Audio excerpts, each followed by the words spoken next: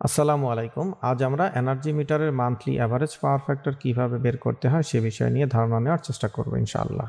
Dear viewers, এখানে একটি electricity bill দেখতে পাচ্ছেন, যেখানে অ্যাভারেজ পাওয়ার ফ্যাক্টর দেখানো হয়েছে 0.98, অর্থাৎ এই পাওয়ার ফ্যাক্টরের মান যদি 0.95-এর নিচে চলে যায় তখন পিডিবি তার জন্য একটি পেনাল্টি চার্জ করে থাকে, যেটাকে বলি আমরা পিএসসি চার্জ বা পাওয়ার ফ্যাক্টর কারেকশন চার্জ। তো এখানে তারা যে ক্যালকুলেশনটি করেছে এটি অটোমেটিক্যালি ক্যালকুলেশন হয়েছে সফটওয়্যারের মাধ্যমে। তো এই ক্যালকুলেশনটি আমরা ম্যানুয়ালি কিভাবে করব বা এই ক্যালকুলেশনটি সঠিক কিনা সেটা যাচাই করার জন্য আমরা কি পদ্ধতি অ্যাপ্লাই করব সেটি মূলত আজকে আলোচনার মূল বিষয়। চিত্রবন্ধুরা এখানে দেখতে পাচ্ছেন অ্যাক্টিভ এনার্জি, যেখানে পিক এবং অফ পিক দুটো ভ্যালু আছে।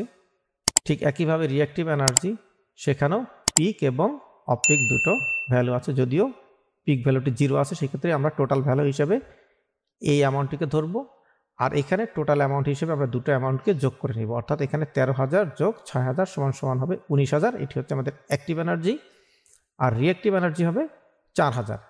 Deer viewers, you are with Triply Compass and it's me Jahid Rahman. চলুন কথা না বেরিয়ে শুরু করা যাক। Please subscribe to the channel for more videos like this.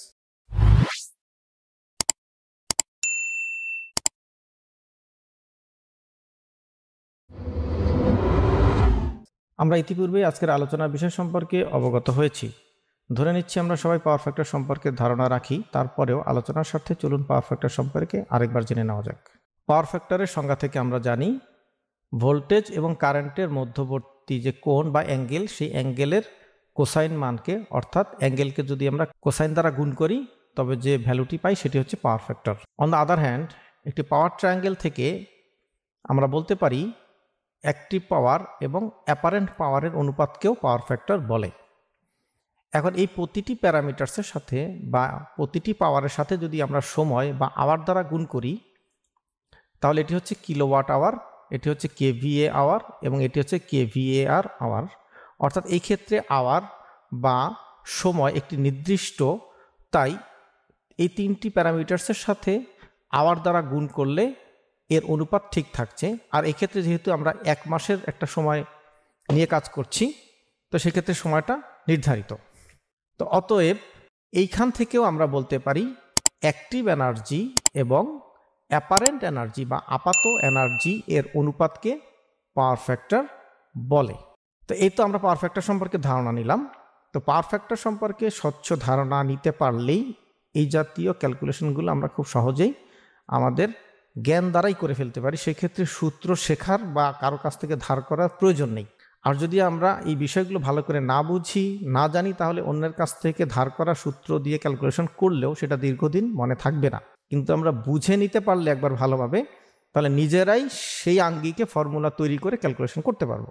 তো এই ক্যালকুলেশনটি আমরা দুটো পদ্ধতিতে করব। একটি পদ্ধতিতে আমরা পিথাগোরাসের ফর্মুলার সাহায্য নেব, আরেকটি পদ্ধতিতে আমরা ত্রিকোণমিতির সাহায্য নেব। এখন আপনার কাছে যেটি সহজ মনে হবে আপনি সেটি অনুসরণ করতে পারেন, চাইলে দুটোই অনুসরণ করতে পারেন। তো প্রথমে আমরা পিথাগোরাসের পদ্ধতিটি অনুসরণ করছি এবং সেই মতে আমরা ক্যালকুলেশনটি করার চেষ্টা করছি। সংজ্ঞা অনুযায়ী পাওয়ার ফ্যাক্টর সমান সমান আমরা লিখতে পারি অ্যাক্টিভ এনার্জি ভাগ অ্যাপারেন্ট এনার্জি।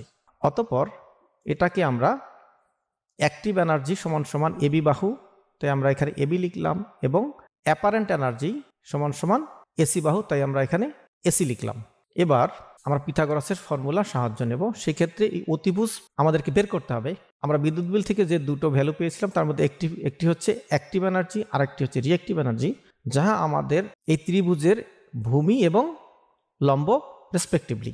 সেক্ষেত্রে অতিভুজ আমরা বিদ্যুৎ বিল থেকে পাচ্ছি না, আর তাই পিথাগোরাসের ফর্মুলার মাধ্যমে আমরা এবি বাহু এবং বিসি বাহু সাহায্য নিয়ে এসি বাহু বের করে নেব। তার জন্য আমরা জানি এটি একটি ফর্মুলা আছে। তো এসি সমান সমান আমরা এই ফর্মুলাটি এখানে লিখলাম। এবার আমরা মান বসালাম।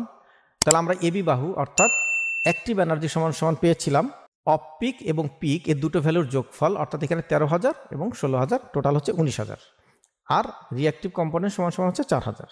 তো আমরা সেই মতে মান বসালাম। তাহলে অ্যাক্টিভ অর্থাৎ এবি বাহু সমান সমান বসালাম 19,000, এখানে এবি বাহু সমান সমান বসালাম 19,000, তারপর বর্গ আছে তাই বর্গ দিলাম, এবং বিসি বাহু সমান সমান 4,000 ছিল, আমরা 4,000 বসিয়ে এখানে বর্গ করলাম। অতঃপর পুরো ক্যালকুলেশনটিকে আমরা বর্গমূল করলাম।